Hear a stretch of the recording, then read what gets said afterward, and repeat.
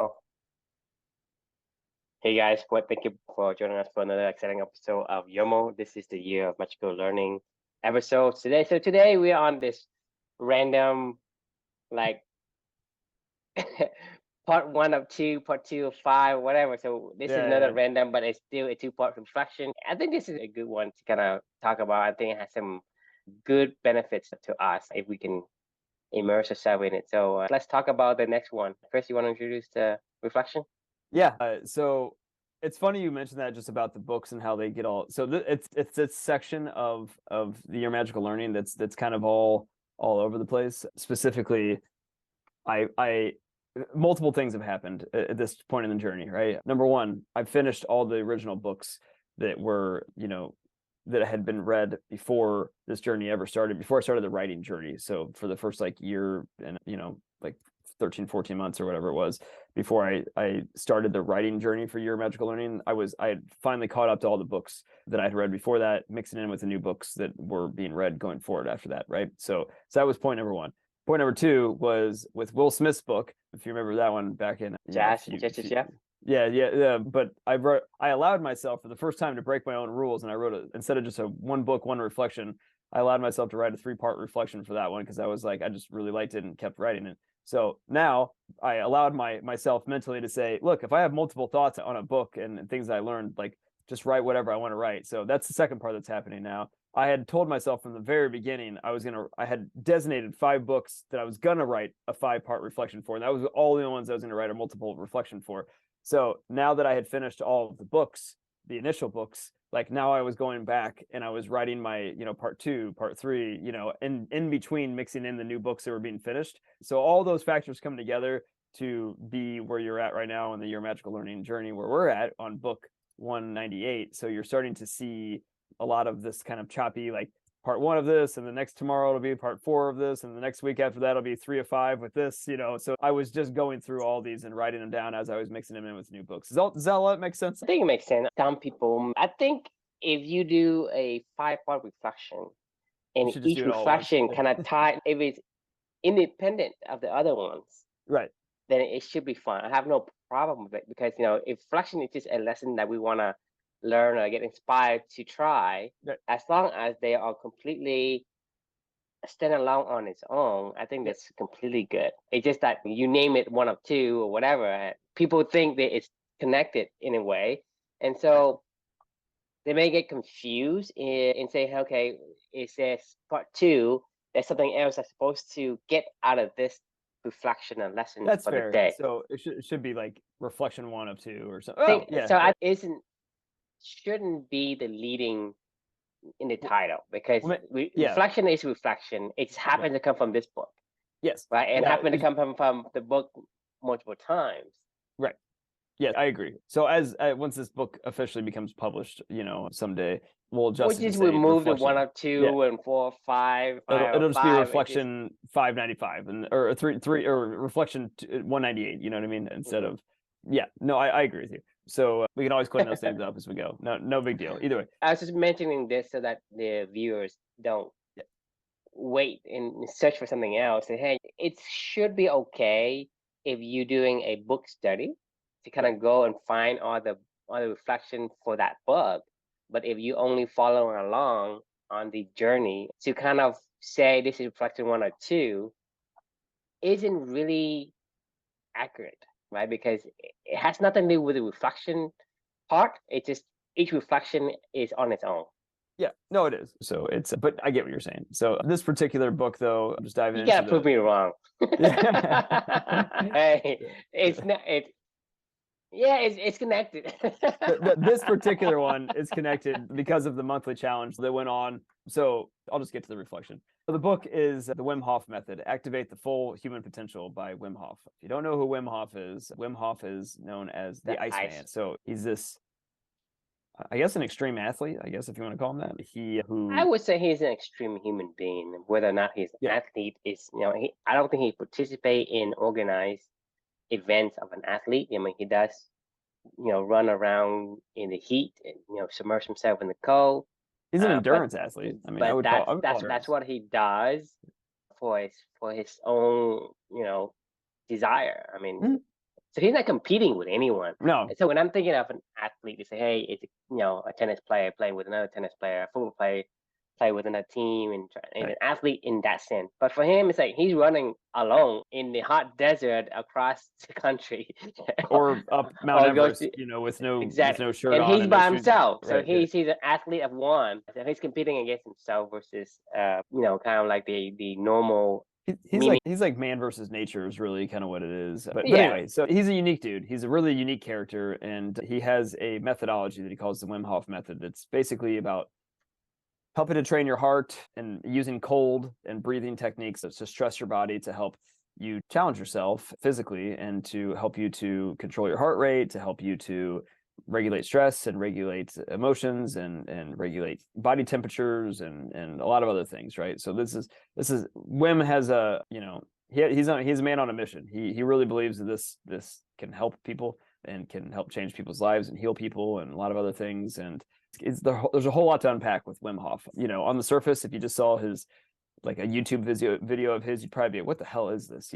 And to be fair, I'll just dive into the reflection. That was actually my initial first impressions of him. So the reflection title of this one is Now We Go Into the Cold. So if you remember, over the past couple of weeks, we've been doing Wherever You Go, There You Are. Mm-hmm. We've been doing the Swedish art of death cleaning. We've been doing other reflections about meditation and calm and whatever. And like I told you, I went on this weird kick for like a month and a half, 2 months or something like that, where I was, using my monthly challenges for death cleaning and for, letting go and for the Wim Hof method. I don't know, like there was something going on in my life. I don't know what it was like, but it was telling me to slow down and to focus on the here and now a little bit. And that was what I did. So this particular book, as we all know, the universe always brings stuff to us for a reason, right? Like we talked about with the first book, right? With The Alchemist of, when you want something, the whole universe conspires to make it happen.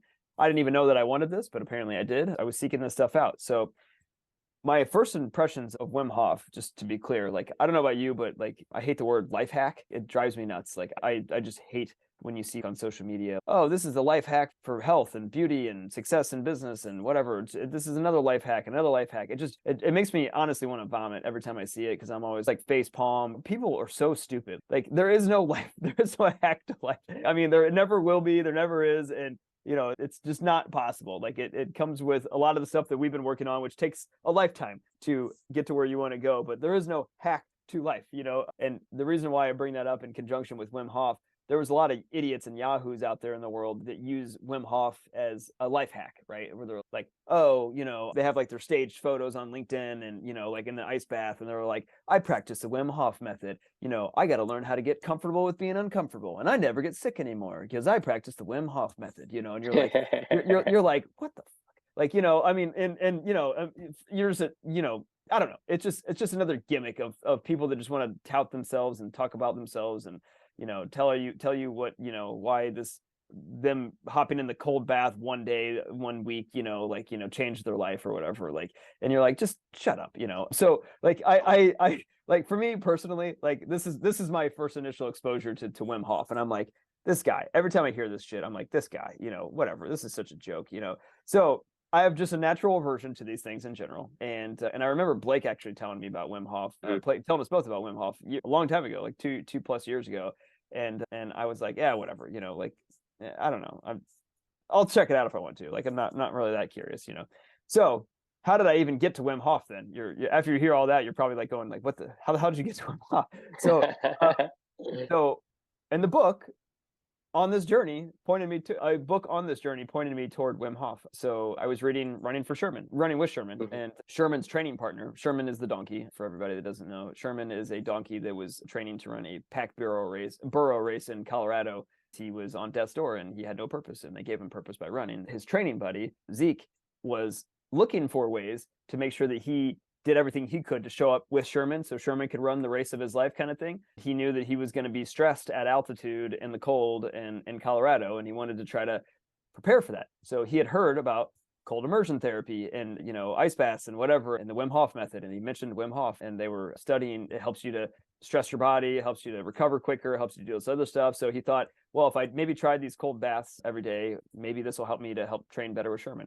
So there was a part of the book where they talked about they would go into this cold creek every morning and they were just, would sit in there as long as they could. They ended up all kind of liking it and enjoying it, and they thought it was kind of helping in general. So I don't know if it was the book. It felt like a good friend. I love that book. And it felt like a good friend telling me, like, hey, maybe you should look into this. Or if it was the fact that I run a lot these days, if I was more curious about how it would help my own performance, I don't know. Whatever it was, maybe I was just feeling like I needed to connect more with the here and now. For whatever reason, this book found me, and I was like, okay, I heard it and running with Sherman. And I was like, you know what? I'm going to give it a shot.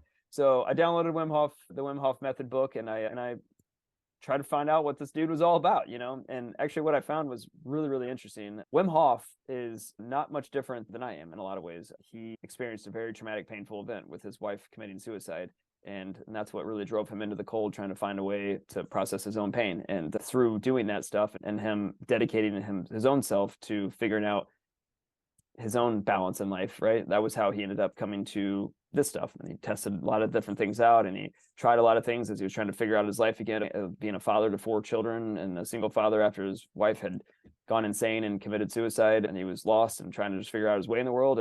And this is what led him to his methodology. And he's been doing it. This isn't just some gimmick that he's been doing. He lives this. He has his, as Nassim Taleb would say, this guy's soul is in the game. It's not a joke. I mean, he really feels like he can help people and he has a purpose in life. And this is how he's going to try to spread that message. The reason why he does extreme things is because he wants to get people's attention so he can help them and share his purpose with them. That's the only reason why he does this shit that he does. He's not about like gimmicks and whatnot. He does it to help push the purpose of helping other people to find their purpose and heal from pain and things like that. So I found a lot of commonalities and connections with the guy, obviously going through what I've been going through in my life. And I thought, you know what? I trust Wim. Seems like a good guy now. I appreciated reading his book and I appreciated his story. And I said, what the fuck? Let's do this, So I took a monthly challenge and I did the cold shower challenge and his breathing challenge. And this is part 1 of how I came to Wim Hof, just more about his life and the connection there. And part 2, there's results of that. So part 2 is going to be tomorrow, actually, but we'll talk about the results and kind of my overall thoughts about it.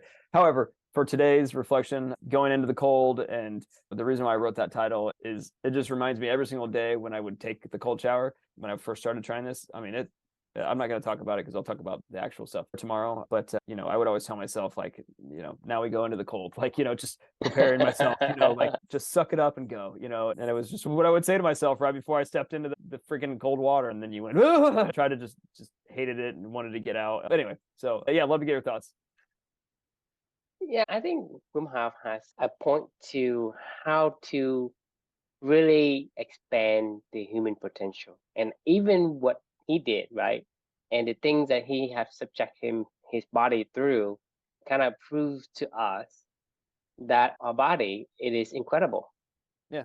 Right. And the thing I take away from this is that our body, one of the special characteristic of our body is its ability to adapt.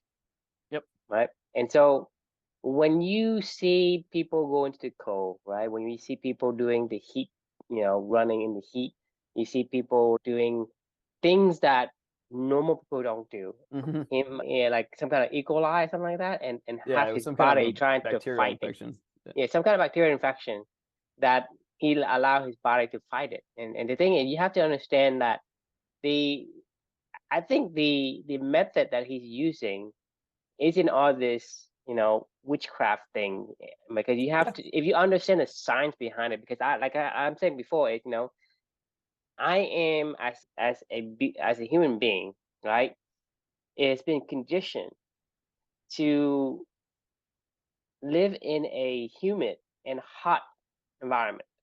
So when I'm conditioned for that, that's my natural habitat. In that environment, I feel normal. I don't sweat. I don't feel hot. But a person who isn't acclimated to that environment, like a lot of people in the north of the United States, they come down in Houston or they go to, the East Asian country, the Vietnam, the Thailand, the Cambodia, right? They sweat profusely. We melt. But I'm saying is, so the difference is that we have been conditioned for that. And so you look at like whatever your environment is, when you get to a certain level, your body is going to adapt to that and make that the normalcy. And so when you're talking about, let's say, remember we were talking about the heartbeat, right? Do you want the heartbeat to be high or will be low, right? So to me, it's not about having a low heartbeat or having a high heartbeat. My theory is that it is much, much better to have the ability to raise it up and to decrease it. Let's say you run fast, really fast, and you're chasing something and your heart elevates to 150. The moment you stop, right, that heart rate should come down in the next 30 seconds to a minute, right? From 150 to like 100 to like 90. But if you have a body that cannot regulate that, then your body doesn't have the range. Because you're talking about, let's say, somebody who isn't conditioned for the range, right? So when you don't have the condition for range, your normal temperature is going to be at a certain small range, maybe, I guess 70 to 90, whatever. And then when you get to like 95, you get a heat stroke and then you start to go delirious and you might die from it, right? Yeah. You put me into a 120 degree, I mean, it's like a little bit hot, but it's no big deal. You know what I mean? And then you talk about me going to like Alaska, right? I can't survive that because my range is not that far. I mean, you can survive. You don't want to, but No, you can. you have to understand this, Chris. I know this, okay? Because You wouldn't die in can't. Alaska because it's No, cold. you won't. You won't die. You won't die. But this is what happened because I came from Vietnam, right? Vietnam is very hot and humid. It's even more humid than Houston. Yeah. So when I go from a hot country to a cold country, right? At fucking 75 degree, I get a cold. You say so the thing is, if I were to go into the 0 degree at when I was in my own climate, right? I go to 0 degree. I mean, I probably have the worst cold that it lasts forever, and it may take me out of put me on a stretcher, put me in the hospital. So you think about it, you get to the danger zone. So you think about what Wim Hof did is like he is conditioned to be in the heat at 110 degrees because he runs, in the heat, which is his cap on, he's shirtless, his cap on, he's run, and then he goes and immerses himself into the cold. The thing is, what he did isn't to go and jump into the cold. He conditioned himself first with the hands, with the feet, with the body, and then with longer, right? So he's gradually letting his body acclimate to the conditions. And then whenever that condition say, well, if at 0 degree, your body is used to it. It doesn't go into this flight or it's trying to protect you. So it's going to shut down a bunch of things. It go into this emergency crisis mode, right? And that creates put you in a hospital, put you in a stretcher, sometimes kind of put you out completely, right? And so if you get your body to acclimate, or basically in another word, you are training your body to handle those extremes. And once you have the extreme, it's like he can go from one place to the next place and it's still normal to him because his range has been expanded. So just for the cold aspect of it, he is completely more versatile, more powerful of a human being than the rest of us. That's just the cold immersion alone. The breath hold is going to give you even more because your body is being conditioned to optimize the intake of oxygen and use it efficiently. So whether or not he have a bunch of oxygen, or whether he goes into the mountain where there's less oxygen, or whether he's in the water, he needs to hold his breath for like 6 minutes, right?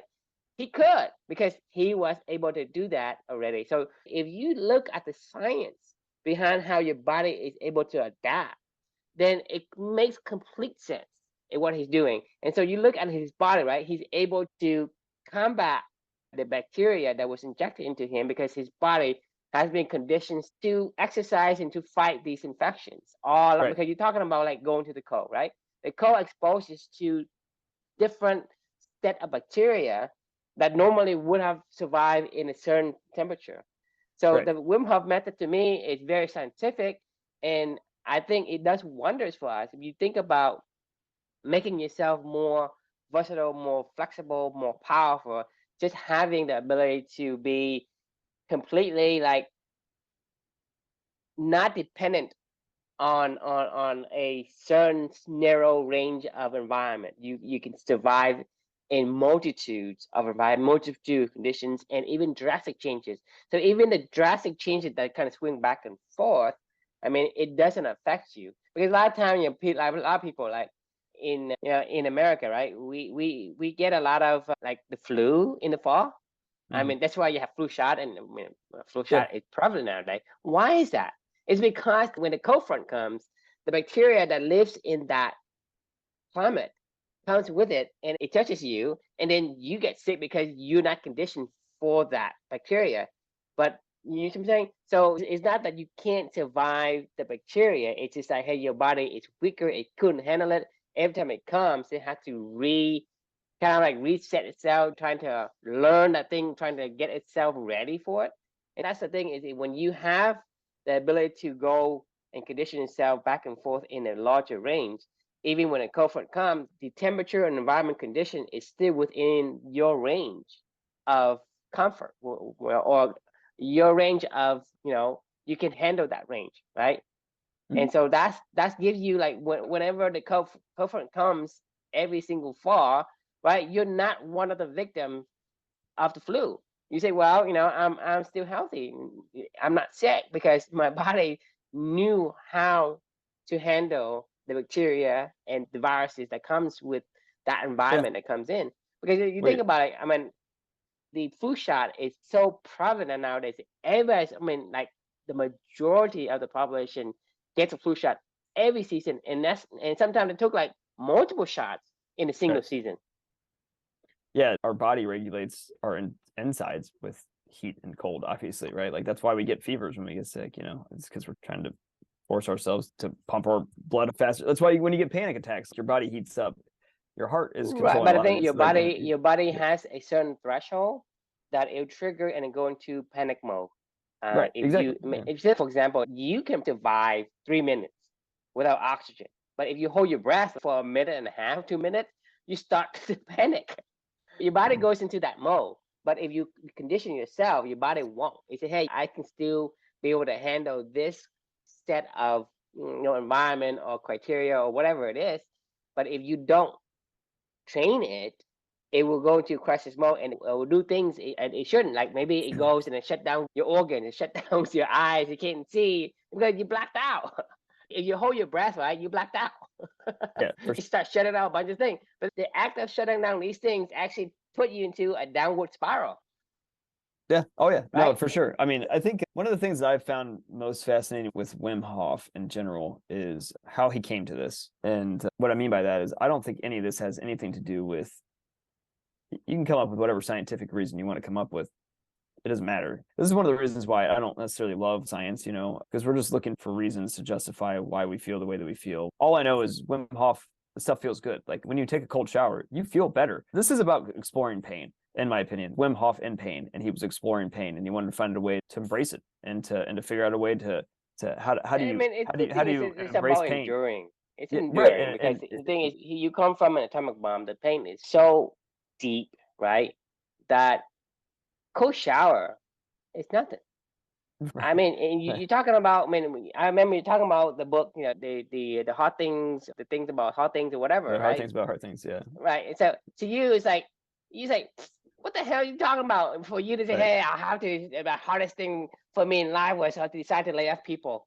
It's like, that's not a hard thing, right? Because That's your perspective changed. right. So when you have this deep pains and sorrow, right?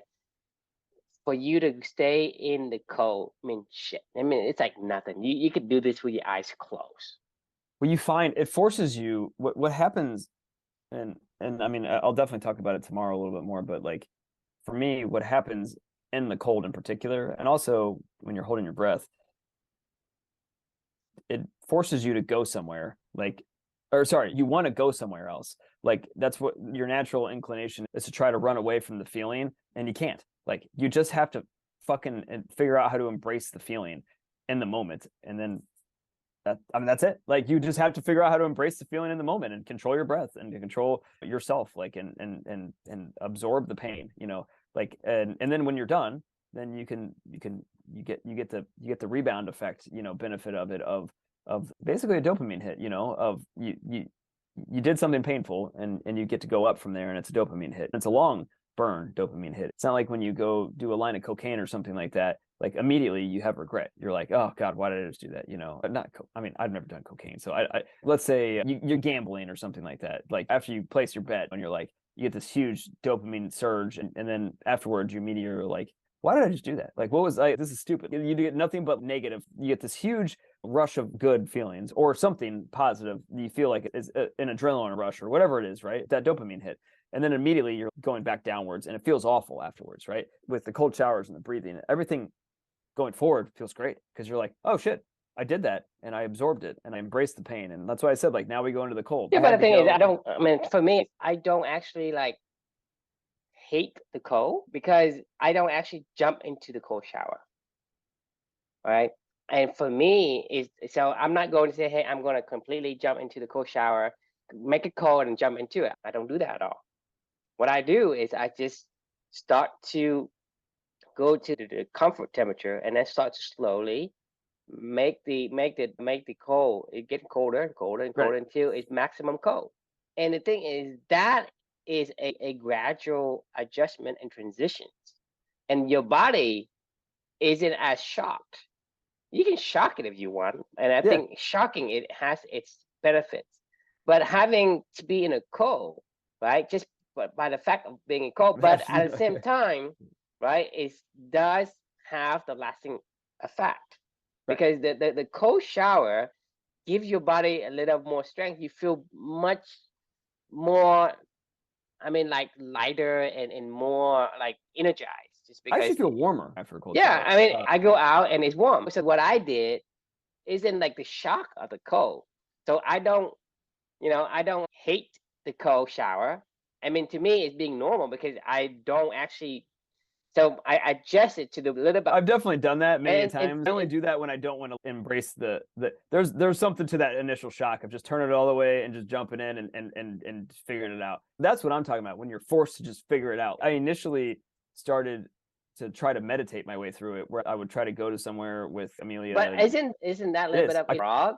I mean, to me, you want to give yourself something that you can do, like without thinking, it's like breathing. You do that without thinking, and it helps you in your. This is the point for me. Is like I don't want to do it, but I also know that it is a little eating the frog when you do it that way.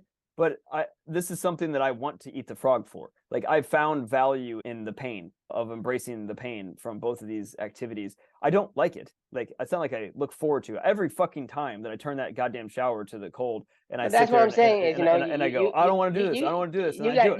You gotta, yeah. I mean, you still have to pick the part that you like. I mean, we talk about Snow, right? Let's say talk about Snow. He loves to teach, but he hates his job. Because there's certain part of his job that is not what he wants. He likes to teach the kids. He loves it, but he hates his job because he don't want to do all the admin stuff along with the job. You don't have to embrace it just because it's part of the package, right? That it's good for me and that I can do without having to struggle. And that's my thing. It's this is why I keep. This is a fundamental difference between the two of us. I want to struggle through this. Is what I'm trying to say. It's like one of my core values is challenge yourself. Right. I think that's the big difference between me and you. You are looking for pain so you can grow. For me, say, hey, you can still grow without the pain. I know pain is a big driver, but I don't think pain is the only one. And that's my theory from the beginning. Like to be fair, like the breathing side of everything, I don't feel pain when I do the breathing side. Actually, the breathing side of everything is very relaxing for me. I really, really, really enjoy it. I really look forward to. I don't want to share my thoughts on how I feel when I was doing this stuff because I'm gonna do that tomorrow. But like I have to separate these two. Like the cold is pure pain, and I'm just suffering through it, and until I don't suffer through it. And then the breathing for me is more a relaxation thing now. I actually just really love it. I feel energized when I'm done with it. I feel relaxed and energized. And I'm like, oh man, this feels great. Like I feel fucking great. I'm like, yeah, but what I'm saying is I'm not going to eat the frog just because, hey, the frog may, This is what I'm trying to say is I'm not saying this in a good way. I don't know the right words yet to describe what I'm trying to say, but Wim started this because he was in pain. He was trying to ease his pain and he sought out more pain to ease his pain. And through that Right. You out of basically pain, you found distract the deepest pain with another pain. You distract you for a while, right? right. You jump into the cold or whatever. Your body is trying to process. It occupies the neurons But this in is your what I'm trying to brain. say is you do process, like, I can't really describe, I don't know how to even describe it. Like it's one of those things But the thing where is, that's what I'm saying is um it's going to be different for different people. it For is, yeah, you, yeah, you yeah. have a searing pain that you need a distraction from, so you can jump into. It's not a distraction, it's more of a reminder. Honestly, it's more of a reminder, if anything. Back to what I'm saying is different people can be different, and Yeah, so no, that's so fair. so so it's all about the individual persons and how they can use the reflections for themselves. Right. And we have to kind of put it into the perspective of what good would it do for somebody to take these lessons and incorporate that, because some people, right, for Wim Hof, like his basically, like, let's say we build a ramp for a disabled person to go up, but that also benefit the non-disabled person Mhm. much, even much more, right? And Yeah. so Wim Hof, he discovered this method because he's trying to find some answers for the pain he's feeling. But not everybody's going to have the level of pain that you and Oh, I Wim agree. Hof. Yeah. You're probably a black swan event. Yeah. Um, No, I agree. That's why I said this was weird for me. This is different for me with the way that I view like the cold shower. This is a way for me to, it's almost a reminder of pain. right, and it will be difficult for people to understand unless they Right. really knows your story, like, intimately. And Right. that's the thing is people may not understand you, and they're gonna look at you as you look at Wim Hof before.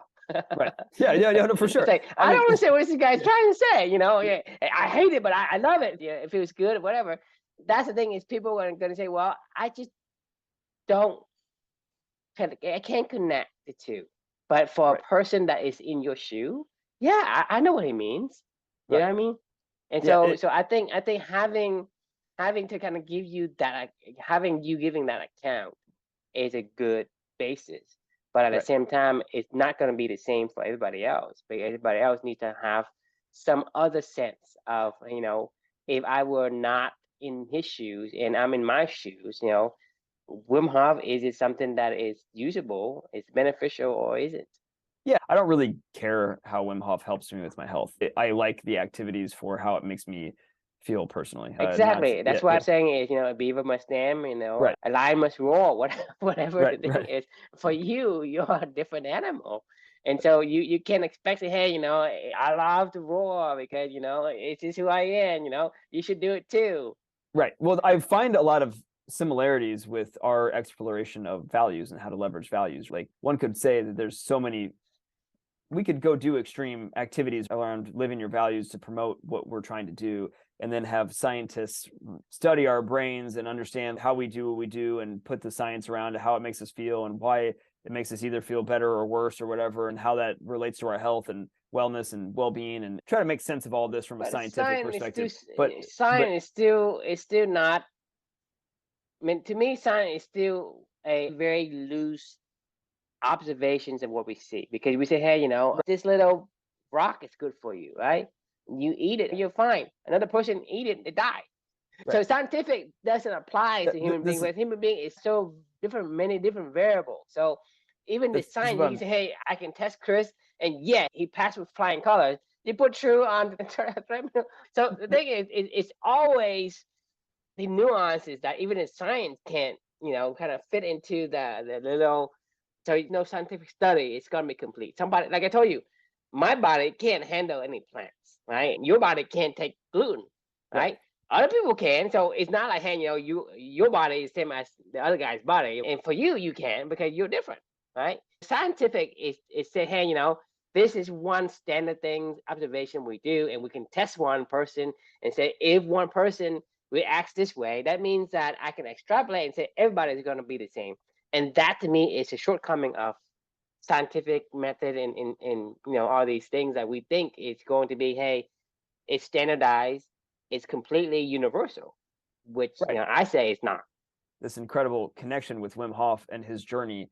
Like He wants to help people. Like that's what he's really doing, is he wants to help people, and he's found a way that he's helped himself and that he wants to share with other people. He found a way to process his pain and to make himself live a life, find a way to live a sustainable life, and he wants to share that with other people, right? You and I, we've found a way to live a life that's sustainable for us, and we want to share it with other people. I don't want to share my stuff with anyone. I'm willing to share. I'm not going out there and say, okay, because I'm not going to say, well, I'm doing this because I want to share.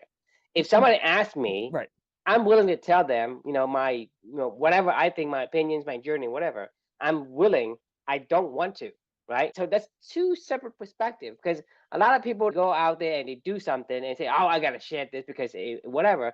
For me, it's different, right? And like I say, it's nothing wrong with other people that wants to share, because that's how they find value. For me, it's like I just do what I do, right?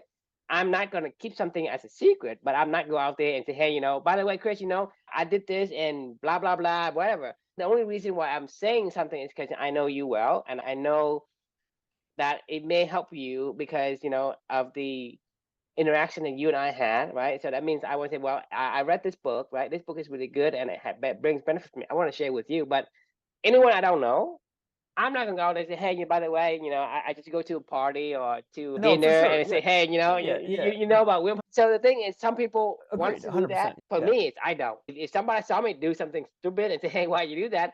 I'm willing to share, but I'm not going out there and say, hey, I want to share. No one's inviting and no one's asking. Agreed. I mean, that's why we're creating content to make it public. It's content for ourselves, so that it's a to make reminder it for public. us. Right, but along the way, it also benefits somebody who wants it. Just like you're building a handicap ramp for somebody, but you're not going to prevent the one who can walk from using the ramp. This is my point. Is what I was saying is, like, Wim Hof has been exploring his own pain and his own stuff, just like we're exploring our own values and how we can help each other.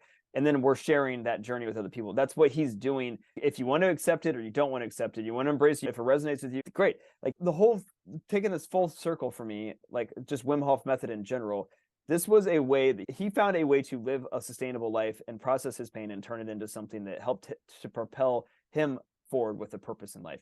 He then wanted to share that. Like, and however he shared that, all he wanted to do. He's willing to share. He doesn't necessarily want to share, because in the story, he started practicing all this thing. Like his son, he did it for 25 years by himself. Is the one that put a camera on him. Say, hey, look, my dad's doing this crazy shit, right? Yeah. His son is what put him on, and then people start asking him. So to me, he's a respectable guy. He's like, oh, I'm the Wim Hof. I can do all these. You should do this as well. Like, to me, this is why we don't like philosophers. Philosopher actually, he's an action. He's so an action. He does what he does. Right. He only answers you when you ask him the question. He's not going to go out there, hey, you should do that. He doesn't enforce his moral and his principle on you like philosophers do, or like psychologists would do. Hey, you're being a bad person, or So to me, that's a difference. And I want to make sure that there's this distinction between what we do, right? I don't give 2 cents, right? I'm not going to tell you unless you ask, right? You ask me, hey, how am I doing? And say, I'm doing great. And what I'm doing, this is what I'm doing. And then you ask me, I'll tell. I'm not going to keep it a secret. I'm willing to tell, but I'm not going out there to tell you unsolicited. You're living your life. You're doing what you're saying. You are walking the walk of the life that you want to live. You're living it. Yeah, right. Exactly. And that's similar to what we're trying to do as well. This is why I started off this whole reflection about life hacks and gimmicks and these people on social media and everything. You can just smell a fake from a mile away, right? And I'm glad that I spent more time with Wim Hof, because he's not fake. I can say that he's not fake because, like what we're talking about, he has his soul in the game. He lives this shit every single day. And everything that he did was someone asked him to do it. Right. Like all that stuff that you see him do on YouTube, on whatever, people have requested it. So he is not like, so that's what I'm saying is I want to make sure that people understand the distinction between like wanting to share versus willing to share. He is willing to share. I am willing to share, but I'm not going to share involuntarily without anyone soliciting my opinion. Unless it's through your art that you put out into the world, and then it's just automatically shared. Like that's the whole point of creating art in the world. We create these documentations, right? It's not close, it's not locked in a place somewhere. It's visible for anyone who is interested can go and look through. So it's there, but we're not going to put I'm not gonna hey, come here if you want to change your life. Come here, exactly. you got to find your core the difference. values, Right. right? Exactly. And so the thing is, because if you don't distinguish yourself from the life hackers of the world, life hackers are basically snake salesmen. Or just going to sell you some kind of dream, and then they pocket the money and they disappear. Exactly. And so we are probably in the same area, but we need to kind of distinguish between what we do and what other people say we do, right? To me, I don't give 2 cents if people like what I say. Shits is the word. Right. No, it's too. I don't give 2 shits. I was just helping you. Hopefully, if you want to make it graphic, as I don't give 2 shits. Not What does that even mean? That's why I changed it 2 cents. Yeah. No one knows what it means, but they know what I mean. I mean, basically, I don't give a shit. Right, yeah. A shit or 2 shit or 3 shit or whatever. It's the same thing. I don't give a shit. What's with the 2s? I guess I don't give because a shit. what I'm saying is I don't give I don't give a million shit, right? Right. So you're gonna accentuate on the already known urban dictionary meaning of the shit. I don't care, right? I don't care is what it means.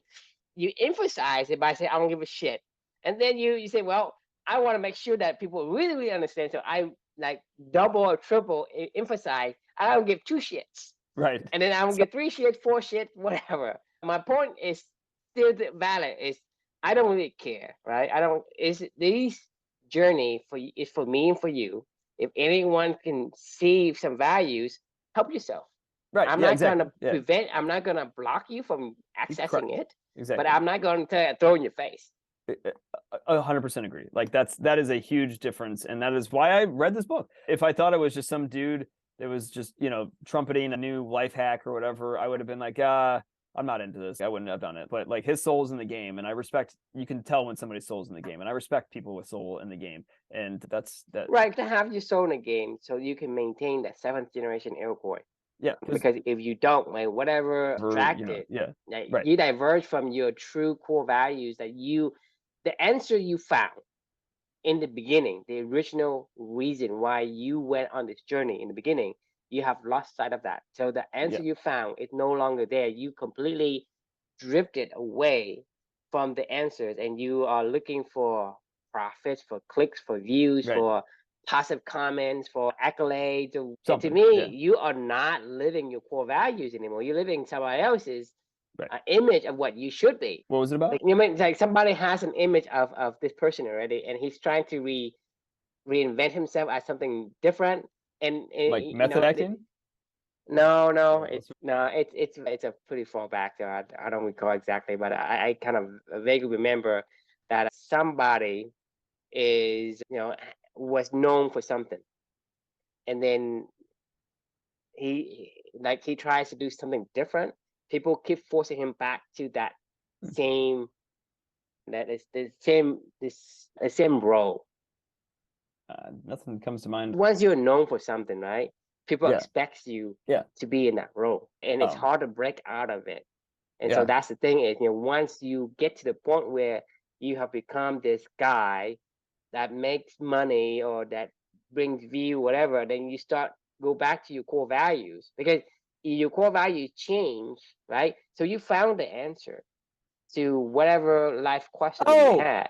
Kevin Smith, that's what you wanted to talk about. Kevin Smith, the movie maker. Yes, exactly. Yes. And they kept making him, they wanted him to keep recreating what he did before. And he was like, I already did that, and I want to go do something different. But he's like, it felt, trapped. And he was like, I got really good at making movies, but like, I got really bad at probably making the stuff that I wanted to make. And that was when he decided to start doing like his podcast and, stop making movies and directing and, My point is that once you drifted into this role, right, you are expected. So for you to go back to being who you were and who you should be is struggle. It is struggle for you. So that's why you want to come out and declare to the world the answer you want, what it is that you want people to view you as, so that they support you. Like the universe conspire to help you achieve what you want, but you start listening to other people, and because the people may not understand you or may not even like you, right? They shifted you towards something you're not. They created you. They create you a different persona, and that persona is like, you're talking about like companies nowadays, right? In the beginning, it's all about culture, about this, and then it start to sell the company, and the company becomes, say, it's all about answering to the shareholders, all Right. about making profits or whatever. And then, we're talking about family. We are one big family. We only make $16 billion instead of $17 billion. I gotta let go of Yeah. 10,000 of you.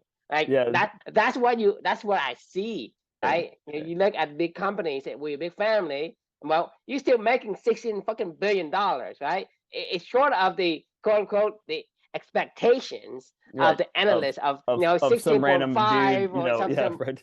Yeah. And they say, well, we have to cut costs. So what the hell you do with the $16 billion? The CEO get like, $500 million, 500 million, and then the investors getting like a couple $1 billion, and then these workers, they quote unquote your family, get laid off. Right. I mean, so that to me is you become something completely different than the original intent of what brought you from where you were into this person, this new persona, this new character, new entity. Agreed. And for you to go back, let's say now, and I say, well, I'll go back and become a family again. Yeah. I mean, I'm not saying it's impossible. It's very, very difficult. Totally agree. Awesome. I feel like this is good spot to end for the night if you're cool with it. Yeah. Awesome. It's always tomorrow. Yeah. And the next day. So. And we're going to continue our Wim Hof discussion tomorrow too. So it'll be fun part 2 to talk about what I learned during my month actually of Wim Hof. Looking forward to that. The question we can leave with everybody is, what does it take to make you feel comfortable enough to take a risk on something new? Just something to ponder, something to think about. I'm looking forward to part 2 tomorrow. Yeah. Before we go, I got to leave you with something really fast. Actually, meeting today with my like a department meeting or whatever, and somebody was giving like an enablement presentation, and this new company we just acquired was giving a presentation on their services, and they were introducing themselves to the team. And somebody said, we really handled all from soup to nuts. And I go, I don't know why. I go, what the hell does that mean? Like, do you know what soup to nuts means? I had to look this up. Like, do you know what it means? No. What about 2 shits? I don't probably give you 5 shits. 5 shits. 5 shits. Okay.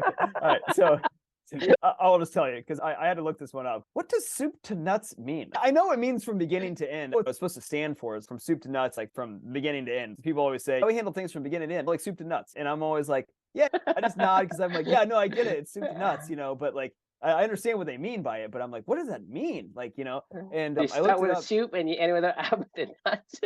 Yeah, so I was like, I was trying to rack my brain. It's like, how do you draw the line between soup and nuts?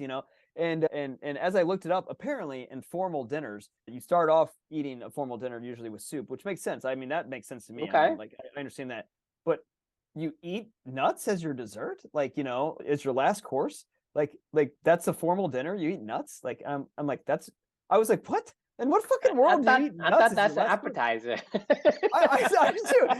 That's why I said, like, I don't understand this phrase, soup to nuts. I was like, who eats nuts for dessert? Like, I mean, honestly, who does that? I mean, you eat nuts, but you eat it for appetizer. You eat peanuts, you eat pecans, whatever for appetizer. Dessert at the ends of meals, all right. But doesn't mean all dessert has nuts. Fruits and nuts with ancient calling for ancient authority for the gospel. Like I say, I don't give a fuck. I don't eat it. I don't eat nuts for desserts. We're good. We're parched tonight. All right. Have a good night. Okay. Good night.